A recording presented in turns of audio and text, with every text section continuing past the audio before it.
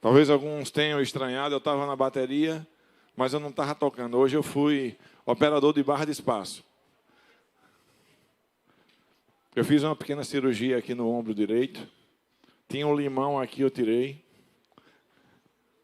E aí eu não quero exagerar. Petro está doente da coluna. Ícaro ainda não começou o curso que eu mandei ele fazer.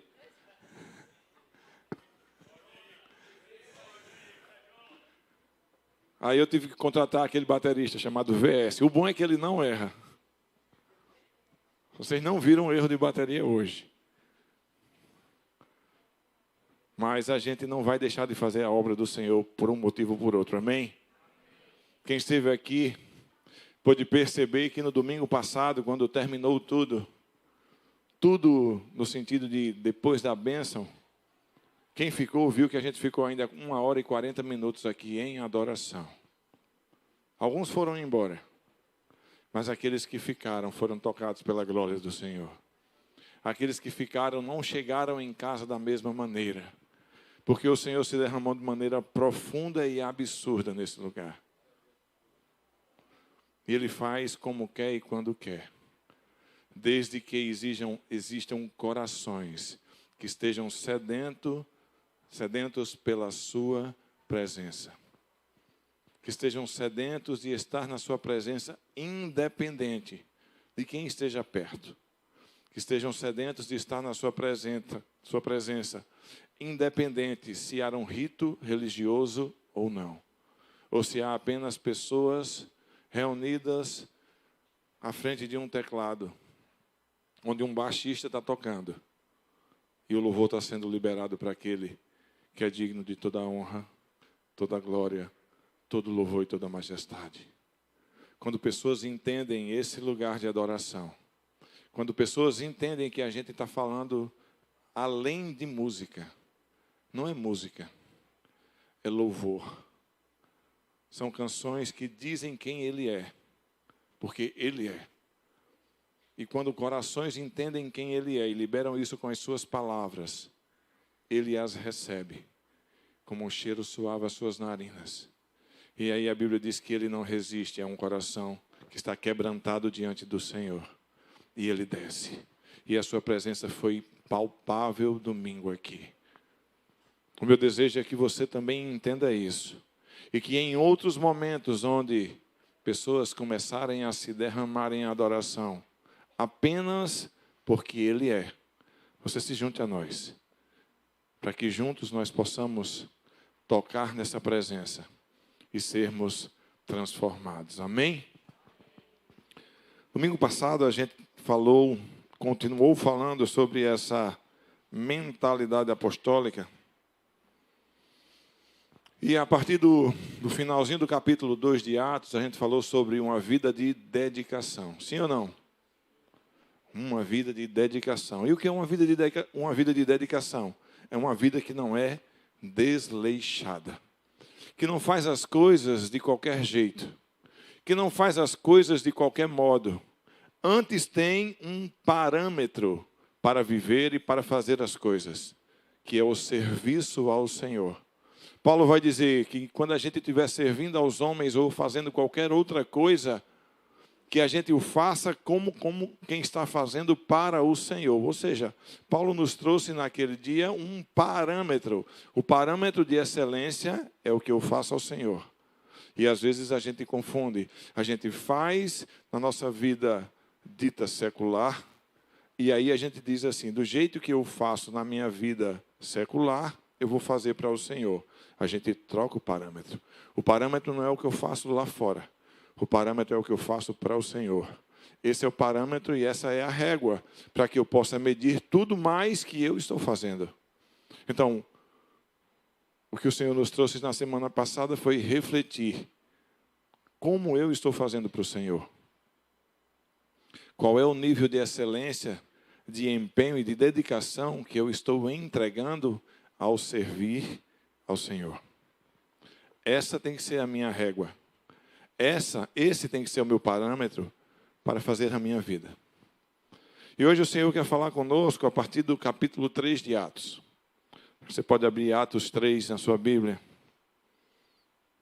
do 1 ao 8, vai dizer: certo dia, Pedro e João estavam subindo ao templo na hora da oração, às 3 horas da tarde. Estava sendo levado para a porta de um templo chamado Formosa, um aleijado de nascença, que ali era colocado todos os dias para pedir esmolas aos que entravam no templo. Vendo que Pedro e João iam entrar no pátio do templo, pediu-lhes esmola. Pedro e João olharam bem para ele, e então Pedro disse: olhe para nós. O homem olhou para eles com atenção, esperando receber deles alguma coisa. Disse Pedro: não tenho prata nem ouro, mas o que eu tenho, isso eu te dou. Em nome de Jesus, o Nazareno, ande. Segurando-o pela mão direita, ajudou-o a levantar-se. Imediatamente os pés e os tornozelos do homem ficaram firmes. E de um salto, pois eles perseveravam e eles se dedicavam naquilo que estava sendo ensinado a eles. Eles viveram um tempo com Jesus. Jesus vai embora, entrega a eles o Espírito Santo, e a partir disso eles começam a desenvolver o seu ministério, ou dar continuidade ao ministério de Jesus aqui na terra. E a gente percebe que, mesmo cheio do Espírito Santo, porque eles foram cheios no dia de Pentecostes, sim ou não? Pentecoste vem e eles são cheios do Espírito Santo. Ou seja, eles têm um momento arrebatador que tinha sido predito em Joel, como nunca tinha havido. E eles poderiam dizer assim: agora a gente está abastecido aí pelo menos uns 5 anos, a gente pode, meu amigo, ninguém segura nós. É nós onde a gente chegar. Não é? Ninguém nunca viveu o que a gente viveu no dia de Pentecoste. Então ninguém segura a gente. Mas a gente consegue perceber que existia uma habitualidade na vida desses apóstolos. Apesar desse enchimento, apesar desse derramar de poder do Espírito Santo sobre a vida deles, a Bíblia vai relatar que na hora, às 3 da tarde, na hora da oração, Pedro e João estão se dirigindo para onde? Para o templo. Para olhar, para verificar, para ver quem estava ao redor, porque outras pessoas estavam indo? Com certeza não. Pedro e João estavam indo para aquele lugar porque eles tinham uma habitualidade em algo chamado oração. Eles entendiam que, mesmo tendo sido cheios do Espírito Santo, aquele relacionamento precisava continuar. Mesmo com todo o poder que tinha sido demonstrado, aquele relacionamento não poderia cessar. Mesmo com tudo que eles já tinham visto acontecer aos seus olhos, eles não abriram mão de continuar fazendo o que era necessário. Habitualidade na oração. Atos 2 nós vimos, eles perseveravam na doutrina dos apóstolos, na oração e no partir do pão. E na comunhão uns com os outros. Ou seja, eles receberam do Senhor uma porção gigantesca. Eles entenderam que aquela porção foi gigante, porque eles saem de 120 discípulos, cerca de 120, para 3.000 a partir de uma pregação de Pedro. Na segunda pregação eles vão para cerca de 5.000 pessoas, ou seja, num espaço muito curto de tempo, eles poderiam dizer: pronto, a gente pode fazer o que quiser agora com aquilo que a gente já recebeu. Mas eles não agem assim. Sabe, Deus tem derramado sobre nós, sim ou não? Ele deseja derramar e já liberou palavras que vai derramar muito mais sobre nós, sim ou não?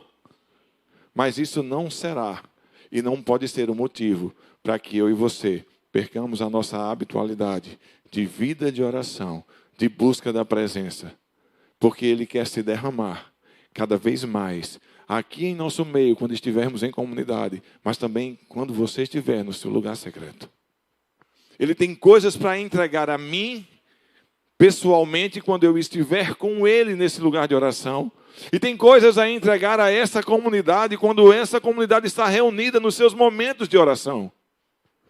O grande problema é que muitas vezes nós achamos que esses momentos em que nós nos reunimos São momentos religiosos e litúrgicos apenas. E por que eu digo isso? Porque se nós filmarmos a quinta-feira, não dessa câmera para cá, mas dessa câmera para aí, talvez você não vá se ver na última quinta, na penúltima quinta, ou talvez nas últimas 4, 5, 6 ou 8 quintas-feiras. Talvez você vá se procurar e não vai se enxergar nelas. Porque você não entendeu que nós precisamos estar também com a comunidade nesses momentos de oração. Veja, Pedro e João, eles estão indo ao templo, onde outras pessoas também estavam indo para orar. Era uma hora, existia um momento de oração. Eles poderiam estar em casa, como em outros momentos eles ficavam em casa. Eles poderiam estar junto com a comunidade pequena, os 120, aqueles que dividiam as suas coisas, vendiam tudo e repartiam os seus recursos. Mas não, eles foram ao templo para estarem com mais pessoas naquele momento marcado para oração. Porque eles entenderam que não se faz uma vida cristã sozinho. Não se vive a vida cristã isolado. Existem os momentos onde você vai estar no seu secreto com o Senhor. Mas também existem os momentos onde você vai estar na família de Cristo diante do Senhor em oração. E esses momentos são importantes. Porque no momento do seu secreto, talvez você clame ao Senhor e se canse de clamar. Porque você ainda não viu. E nos momentos com a comunidade, você pode chegar para o outro, como temos momentos assim, dizer assim, eu preciso que alguém ore por mim. E nesse lugar você vai encontrar alguém que vai ser sustento para você em oração. Mas se você não está comungando da sua vida, se a sua vida não faz parte desse lugar, se você vem apenas em alguns momentos, porque quer bater o seu ponto religioso, como nós vamos compartilhar a vida com você, se você não está aqui para dividir a vida conosco? Pedro e João tinham a sua habitualidade de oração em casa, com certeza. Eles aprenderam isso com Jesus. Mas eles tinham também o entendimento que precisavam estar no templo, precisavam estar na congregação, dividindo esses momentos com outros que também tinham o mesmo entendimento. Estar em oração, estar diante do Senhor, fazendo das suas súplicas, fazendo o seu clamor, junto com outros que também estão em oração, fazendo as suas súplicas e levando a Deus o seu clamor.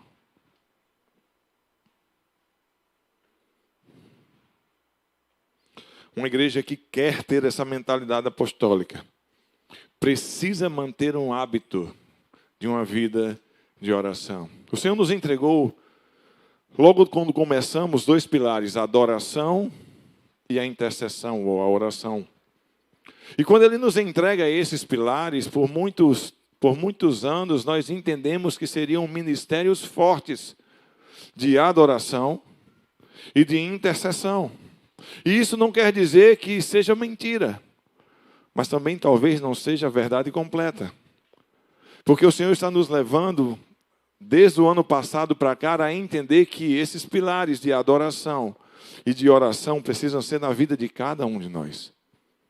Não é que a igreja vai ter ministérios fortes de adoração e de oração, mas é aqueles que fazem parte desse centro apostólico, que tem a sua mentalidade mudada, que passaram por um processo de metanoia, de entender o que o Senhor deseja, de que Ele nos fez sacerdotes, que nós precisamos exercer esse sacerdócio enquanto cristãos, precisamos ter essa vida de adoração e de oração.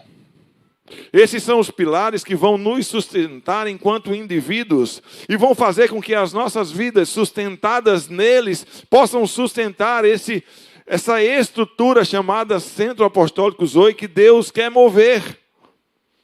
Porque uma comunidade não se faz apenas do seu CNPJ. Uma comunidade se faz de homens e mulheres, como eu e você. Nós somos o Centro Apostólico. As nossas vidas influenciam diretamente aquilo que a vida do Centro Apostólico vai viver. As nossas decisões interferem diretamente naquilo que nós vamos fazer. Não existe uma liderança sem os seus liderados. Não existe caminhar nessa vida de centro apostólico sem pessoas que tenham essa mentalidade mudada. Por isso que quando a gente fala com os líderes, a gente precisa multiplicar essa mentalidade.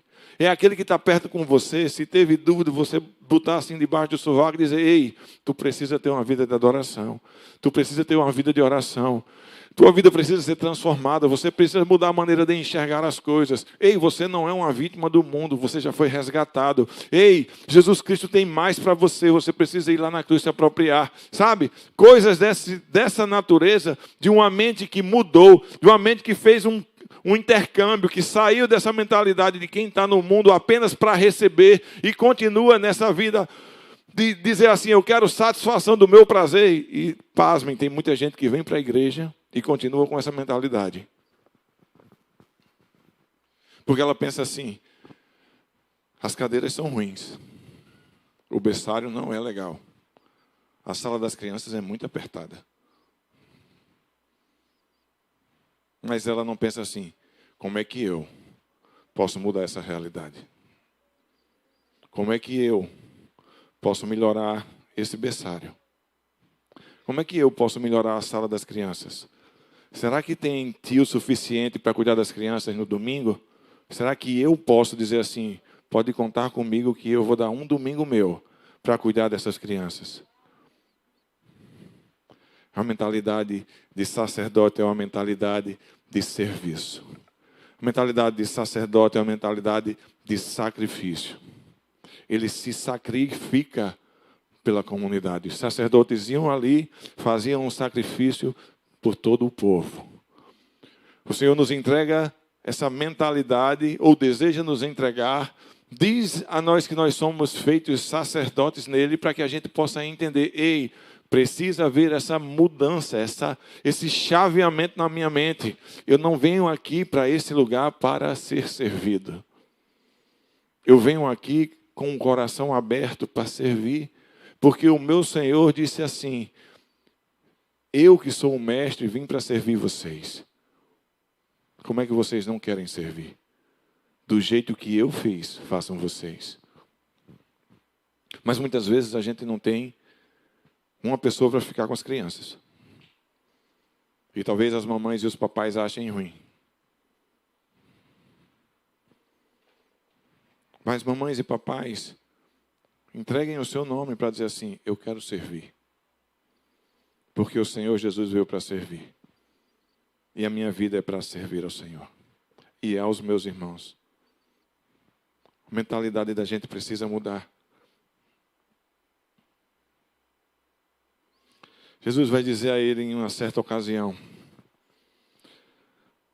não saiam de Jerusalém, mas esperem pela promessa de meu Pai, da qual falei a vocês.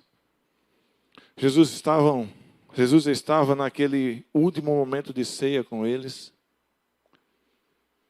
Estava dizendo a eles assim: ó, eu vou embora, mas isso não é momento de alarde. Eu vou embora, mas isso não é momento para que vocês se afastem. Eu vou embora, mas eu preciso que vocês esperem juntos. Eu vou embora, mas eu preciso que vocês fiquem em um mesmo lugar. Que vocês dividam esse tempo em comum, orando, jejuando e me buscando. Se vocês fizerem isso, vocês vão entender o que vai acontecer. Sabe, esses discípulos, eles ficam no lugar chamado cenáculo, e eu já fui no cenáculo. E é absurdo. Quando a Zoe foi lá, que a gente chegou só testemunhando, que a gente entrou naquele lugar, tinham povos africanos, franceses, americanos, italianos. E assim, com muito pouco tempo, daqui a pouco começou-se a cantar uma canção.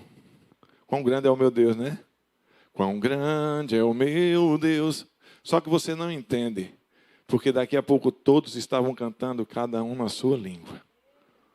E aquele lugar foi tomado de uma presença tão absurda que o líder da caravana, o dirigente da caravana, que é um judeu, ele não é cristão, ele queria ir embora e dizia: diferente, nessa atmosfera aqui de vocês é diferente, é muito boa essa atmosfera. Ele não conseguia dizer que a presença de Jesus era real, porque ele não crê em Jesus, mas ele não podia dizer que ela não existia, porque ela estava naquele lugar. Porque homens se reuniram para adorar e glorificar o nome do Senhor, cada um na sua língua. Jesus vai dizer assim: não saiam deste lugar, e é nesse lugar que esses 120 ficam reunidos. E enquanto eles estão reunidos ali, a gente vai ver que por causa da obediência deles, a gente vai ver em Atos 2:1 dizendo: chegando o dia de Pentecostes, estavam todos reunidos num só lugar. Deixa eu dizer uma coisa: tem coisas que vai acontecer quando todos estiverem reunidos. Tem coisas que não vão acontecer quando você estiver sozinho na sua casa. Mas existirão coisas que acontecerão quando nós estivermos reunidos nesse lugar. É por isso que nós chamamos a atenção de você. Ei, sai de casa, sai dessa televisão. Você não precisa estar assistindo um culto, você precisa participar e viver aquilo que Jesus tem para nós aqui. É você que está perdendo quando fica em casa. JB Carvalho vai dizer assim: você que é de Brasília, porque ele está pregando em Brasília, né? Se estiver assistindo por aqui, você está em pecado. Se fosse Robert e Dudu ia dizer: isso é demônia. Porque nós fazemos esforços para fazer tantas coisas. Tem gente que sai daqui para assistir um jogo do Flamengo no Maracanã. Paga passagem, hospedagem, para ter o privilégio de ir lá gritar. Às vezes até ver o Flamengo perder. Mas não tem coragem de sair de casa. Numa quinta, num domingo, num sábado, para estar reunidos com o outro e sentir a presença daquele que deseja fazer muito quando esse povo está reunido.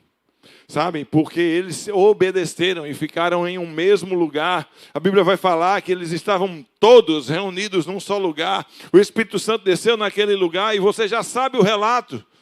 Você já sabe o que aconteceu. E porque o poder de Deus desceu naquele lugar e tomou todos que estavam lá, nós podemos estar lendo hoje Atos 3, que vai dizer que Pedro olha para um aleijado e diz: olha, eu não tenho ouro, nem tenho prata, mas o que eu tenho eu te dou. Levanta.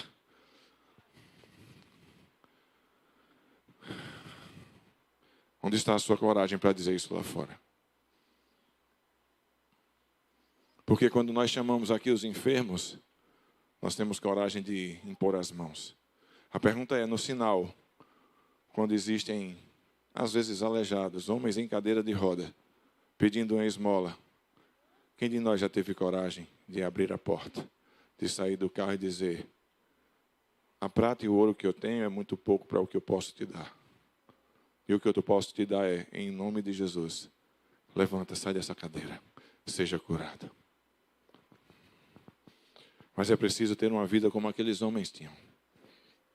Sabem, homens e mulheres têm dito hoje em dia que o poder de Deus passou e ficou só para o livro de Atos. E muitas vezes se questionam por que a gente não vê o que acontecia em Atos acontecendo hoje em dia. Eu retrucaria a eles perguntando: você vive como esses homens viviam? O nosso Deus, Ele é o mesmo. A Bíblia diz que Ele era, é e será eternamente. E Ele é imutável. O seu poder é o mesmo ontem, hoje e o será eternamente. Amém? Amém? Ele é o seu Deus. A pergunta é: você deseja viver como esses homens viviam? Uma vida de habitualidade, de leitura da palavra, de oração, de entrega, de renúncia dos seus prazeres, das suas vontades, de entender que servir ao Senhor estava em primeiro lugar. Viva o que eles viviam, que você viverá ao manifestar que eles viram. O problema é que nós queremos viver as nossas vidas como achamos que devemos viver. Nos nossos problemas, nas nossas prioridades, naquilo que achamos muitas vezes que tem o nosso primeiro lugar na vida. E ao mesmo tempo queremos viver aquilo que esses homens e mulheres viveram quando tinham uma vida totalmente dedicada ao Senhor. A minha concepção que sou homem e falho, eu acho isso impossível. Não porque Deus mudou. Deus continua o mesmo, nós mudamos. Nós não temos essa vida que esses homens e mulheres tinham. Nós não escolhemos ter a dedicação que esses homens e mulheres tiveram. Nós não elencamos como prioridade viver a vida diante do Senhor como eles o fizeram. Enquanto eles abriram mão dos seus bens e colocaram diante dos apóstolos para que aqueles que pudessem ter necessidade pudessem usufruir, nós estamos pensando em adquirir os nossos bens. Nós estamos pensando em aumentar os nossos bens. Aquilo que temos já não é suficiente, nós queremos mais, mais e mais. Mas como ter essa mentalidade onde o que eu tenho não é suficiente para mim e quero ter a vida que esses homens e mulheres tiveram de poder no nome de Jesus, autoridade no nome de Jesus, que foi concedido a todos nós, vivendo de maneira tão diferente, diametralmente oposta ao que eles viviam, tão antagônica. É impossível viver tudo o que eles viveram se nós não nos dedicarmos a ter uma vida como eles tiveram. Paulo em todo o tempo nos exorta. Quando escreve aos Tessalonicenses, no capítulo 1 Tessalonicenses 5,17, vai dizer: orem continuamente. Orem continuamente. Sabe, orar continuamente tá bom, pastor, então eu vou parar em todo o tempo e vou. Não. Você tem uma mente apostólica, uma mente sacerdotal. Onde você está? A sua mente está em oração constante e contínua. Para quê? Para saber a vontade de Deus em tudo que você vai fazer. Para saber como se portar em todos os lugares. Para saber e ter a reação que o próprio Jesus teria e não a sua humanidade venha a falar mais alto do que o Espírito que está em você. Mas como o Espírito vai falar a você e você vai ouvir se você não tem o costume de conversar com Ele? A habitualidade de orar, de uma vida em oração. Paulo vai dizer, olha gente, vocês precisam orar continuamente. Vai dizer aos que estavam em Éfeso, orem no Espírito em todas as ocasiões, com toda oração e súplica, tendo isso em mente, estejam atentos e perseverem na oração por todos os santos. Paulo está dizendo agora a outra galera, aos de Éfeso, ei, vocês precisam estar orando no Espírito em todo o tempo. Sabe, a vida de vocês precisa ser uma contínua vida de oração. É com súplica, é oração em línguas, quando ele fala em oração em Espírito, é atento e perseverando na oração. Lembra de Atos 2? Eles perseveravam numa vida de oração. Era a vida que eles entendiam que precisavam ter, uma perseverança em oração. Sem perseverar em oração, será impossível você alcançar o lugar que o Senhor tem para você. Sem uma vida de oração, de dedicação em oração, de dizer assim, agora eu não estou com vontade de orar, mas eu vou orar. Porque eu sei que tem marido que quando chega em casa talvez não queira conversar com a mulher, mas conversa. Você casou? E tem mulher que quer falar com o marido, porque a mulher sempre quer falar, né? Mas até algumas que não querem em alguns momentos. Mas precisa, porque você casou. E com o Espírito Santo que habita em você, que é o elo, o selo que te liga ao Pai, você quer ficar calado? Não dá para ficar mudo. Não dá para não ter esse relacionamento com o Espírito Santo. Paulo vai nos advertir, orem continuamente. Perseverem em oração, orem no Espírito. Estejam em todo o tempo com súplicas. Em todo o tempo, em toda atividade, em qualquer que seja a ocasião, você precisa orar. O que é que você venha a fazer? Você precisa orar. Você precisa estar conectado com Deus para saber qual é a vontade dEle. Porque você faz o que faz na sua vida, a sua profissão, naquilo que você ganha dinheiro. Talvez porque você disse assim, não, isso aí é o que eu quero. Isso aqui é o que eu desejo. E muitos se frustram. Às vezes até terminam um curso. e não conseguem dar continuidade à sua vida profissional. Talvez porque não oraram para dizer: Senhor, para que o Senhor me fez? Para que eu fui criado? Onde é que eu vou realizar o meu propósito? A pergunta não é onde é que eu vou ganhar mais dinheiro. A pergunta não é onde é que eu vou ser mais bem-sucedido financeiramente. A pergunta é onde é que eu vou poder entregar ao Senhor o trabalho das minhas mãos e dizer: Senhor, o Senhor me fez para isso. Está aqui de volta ao Senhor.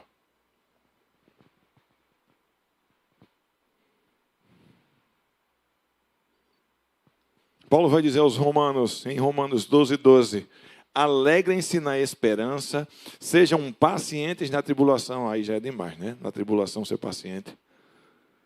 Perseverem na oração.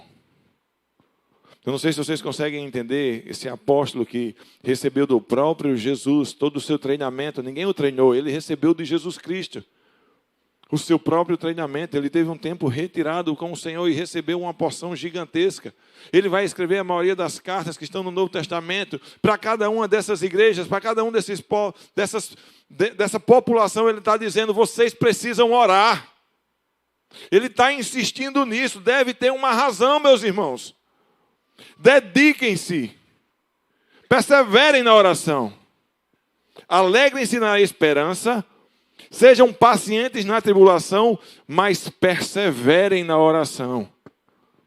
Seja na esperança, na alegria, seja na tribulação, na tristeza, você precisa perseverar na sua oração. Os seus momentos de orações não podem cessar, seja porque você está alegre demais, ou porque você está triste demais, seja porque está tudo dando certo, ou porque nada está dando certo. A oração não pode sair da sua vida, a oração precisa estar continuamente na sua vida, ela precisa ser um hábito. O texto que nós lemos no início vai dizer que tinha um horário. Eu não estou dizendo que você tem que orar às 3 da tarde. Mas eu estou dizendo que para eles tinha um horário. E eles estavam cumprindo aquilo que eles colocaram no coração como hábito na vida deles. 3 horas da tarde tem um tempo de oração.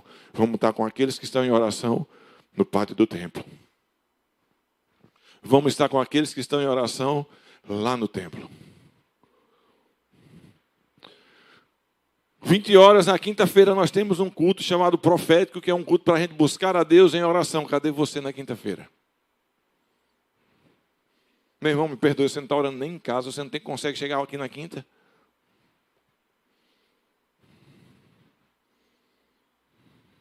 Nem para dizer assim: Senhor, eu orei na quinta. Mas muitas vezes a sua oração é: Senhor, obrigado por esse dia. Eu te agradeço por tudo. Às vezes não consegue dizer o amém, porque dormiu. Eu não sei você, mas eu já orei assim. Eu nem me lembro como terminou. A minha sorte é que a Bíblia diz que as misericórdias do Senhor se renovam a cada manhã. Aí quando ela se renova, ela me dá mais 24 horas para eu fazer diferente do que eu fiz errado ontem.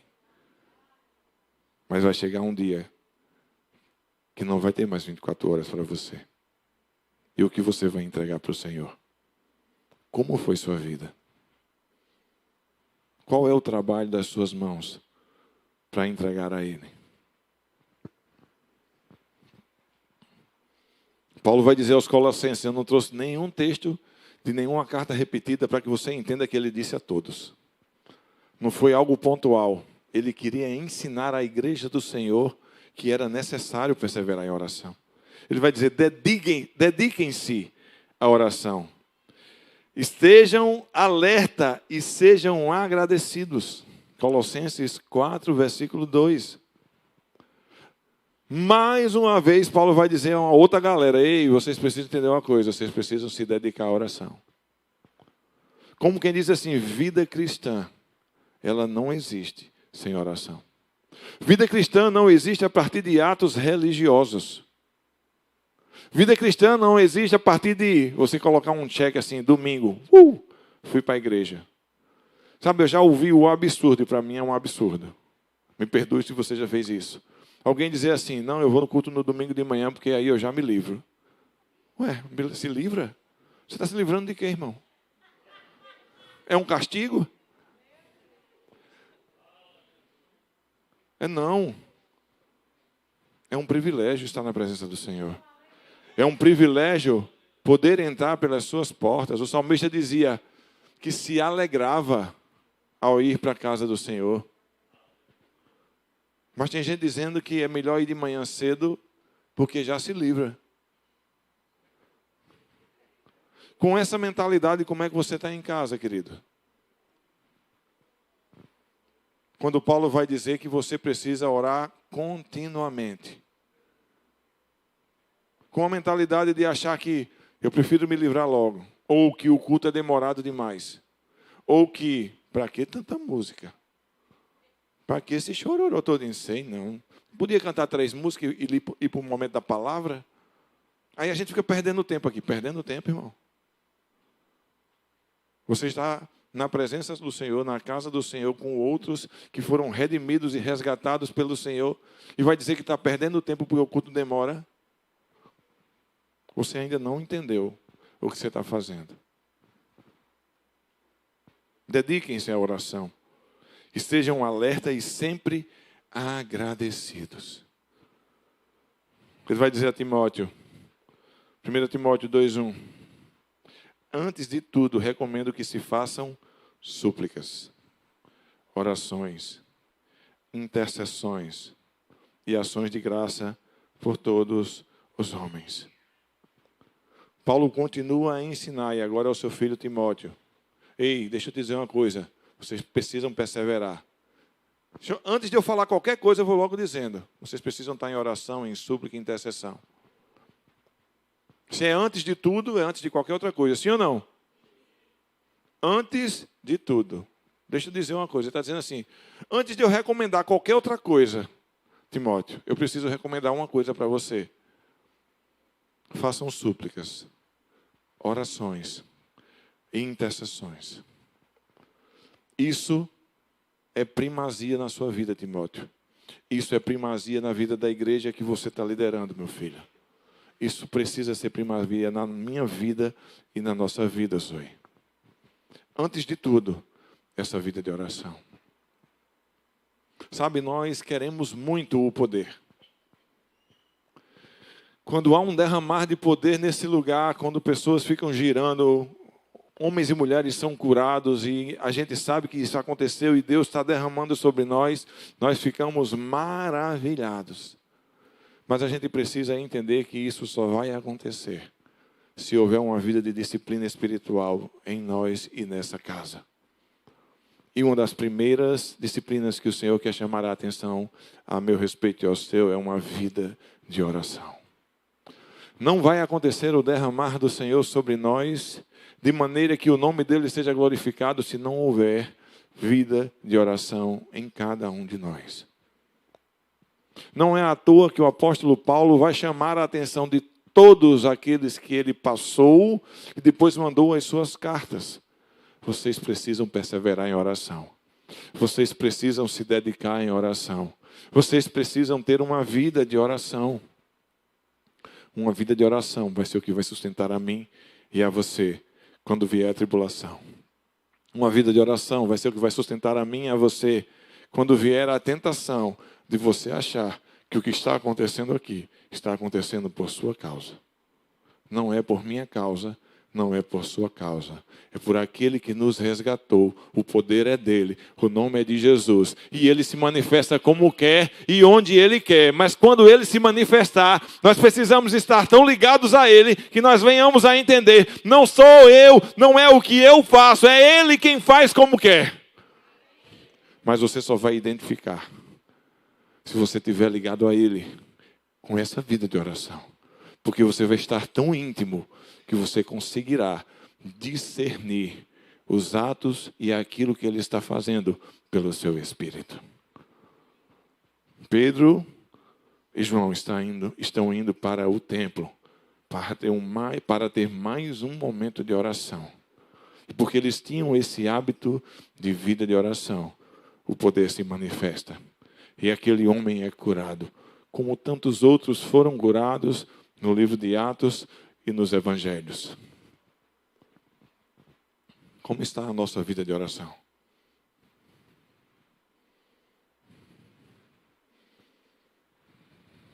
Ou a gente não tem tempo porque tem tanta coisa para fazer que 24 horas está curto. Quando a gente diz que 24 horas é pouco, a gente está dizendo que Deus errou. Porque foi Ele que fez um dia com 24 horas. Sim ou não? Então só tem duas alternativas. Ou Deus errou, ou você está fazendo o que não deveria. Ou pelo menos na hora que não deveria. Porque se Ele entregou ao homem 24 horas, ela é suficiente para que a gente viva a vontade do Senhor. O que é que nós estamos elegendo de prioridade nas nossas vidas? O que é que você deseja viver no Senhor? O que é que você deseja que a sua vida reflita? O que é que você pode e quer entregar àqueles que vão chegar a você, porque eles vão chegar, dizendo assim, eu preciso de ajuda. Você pode dizer assim, eu vou fazer um Pix e vou te ajudar. Ou você pode dizer assim, eu posso comprar esse remédio. Ou qualquer outra coisa. Ou você pode dizer assim, eu posso orar por você. E eu creio que o poder de Deus vai se manifestar na sua vida agora. Mas qual é a vida que eu e você temos tido para que isso aconteça? Qual é a vida de intimidade que eu e você temos tido para que o Senhor ouça a nossa voz e nós tenhamos a autoridade que foi dada a Ele? Como é que está a nossa vida de oração? Os apóstolos, eles perseveraram na oração. Eles tinham uma vida de habitualidade em oração. Eles nos ensinaram as suas escrituras, na escritura do Senhor, nas suas cartas, que nós precisamos nos dedicar em oração. Feche os seus olhos.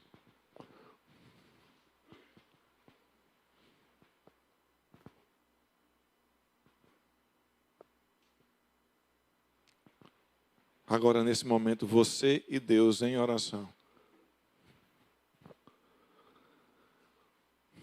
É você e Deus. E talvez você possa abrir o olho e dizer assim, eu não vou ficar nesse momento de olho fechado em oração. Talvez porque você não entendeu o que o Senhor quer falar conosco. Ou você pode, nessa hora, fechar os seus olhos e dizer assim, Senhor, o Senhor sabe que vida eu tenho tido de oração e como eu tenho priorizado esse tempo com o Senhor.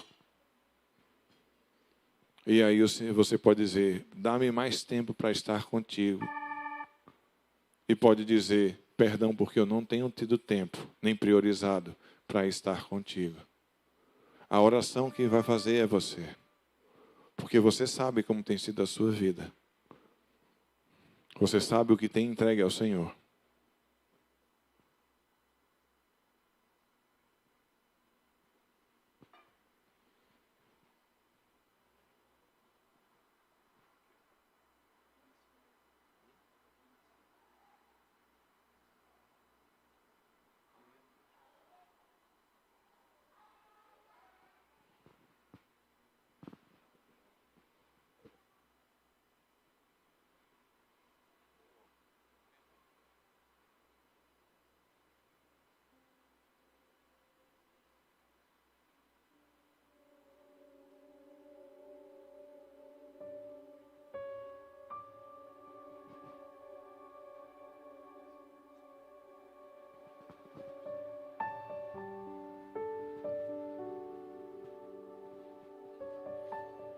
O que é que você precisa dizer ao Senhor hoje?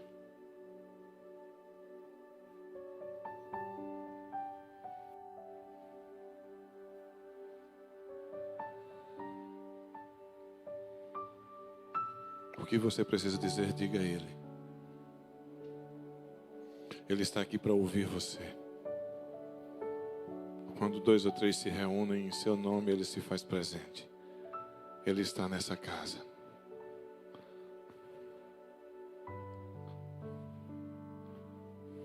Ele não nos confronta para nos deixar no erro. Ele nos confronta porque Ele é um Pai amoroso.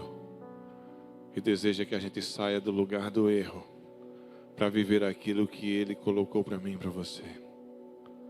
Para viver a sua vontade, que é boa, perfeita e agradável. Para que nós venhamos a nos alinhar com o que Ele tem para nós.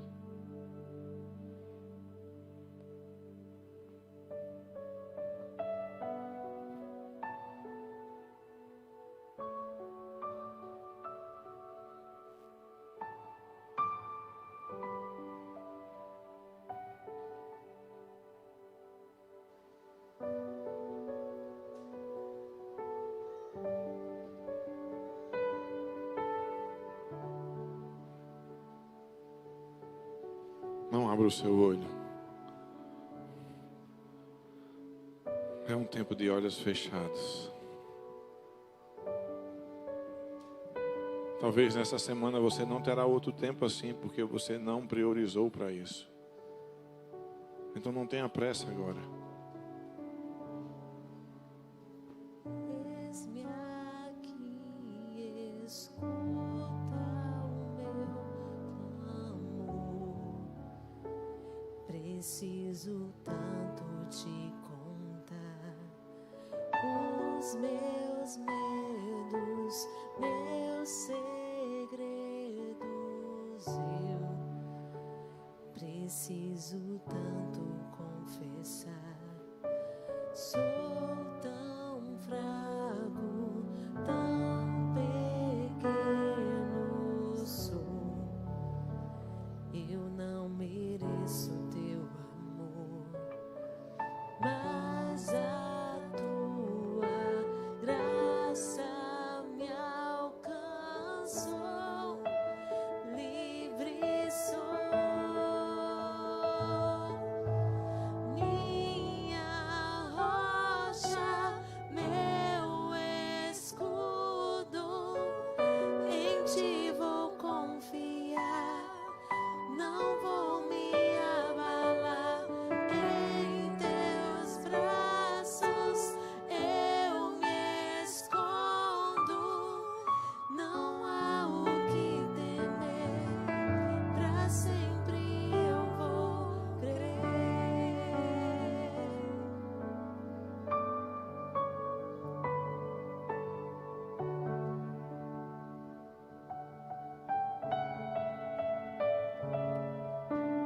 Eis-me aqui, escuta o meu clamor.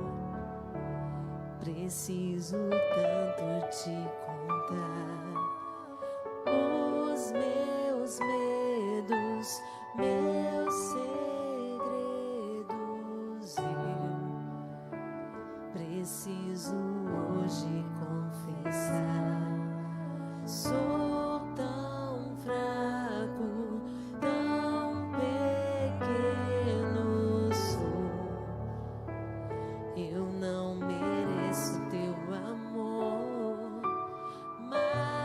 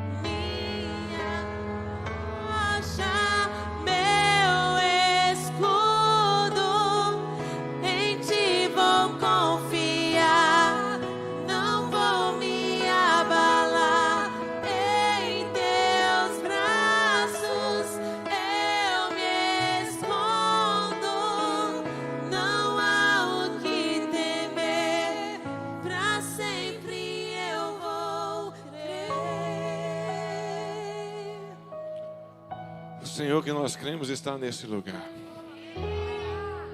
Ele está para ouvir a minha e a sua oração. Ele está para ouvir o meu confessar do meu pecado, o seu confessar do seu pecado. Ele está para derramar da sua graça e da sua misericórdia, para dizer que vai e não peques mais, para dizer que eu sei que você não tem priorizado esse tempo comigo. Eu sei que são tantas as demandas que o seu coração tem se enchido de preocupações. Isso tem tirado o foco do seu coração em estar comigo. Eu sei que são muitas lutas. Mas deixa eu dizer uma coisa a você, eu já venci todas elas. E em mim você é mais do que vencedor. Apenas mantenha como prioridade o que é prioridade. Mantenha como prioridade o nosso relacionamento. Não abra mão desse tempo de estar comigo. Não abra mão desse tempo de conversar comigo.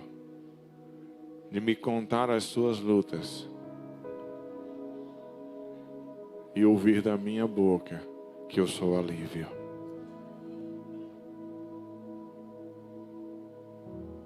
O Senhor deseja fazer na sua vida. Ele quer fazer. Mas vai caber a você tomar a decisão de reservar o tempo na sua agenda, no seu dia, para estar com Ele. Nós te agradecemos por essa noite, Senhor. Nós te agradecemos porque o Senhor quer derramar e está derramando sobre nós. Que nosso coração possa entender o quão prioritário é estar contigo. E que possamos tomar a decisão a cada dia de não abrir mão de estar com o Senhor.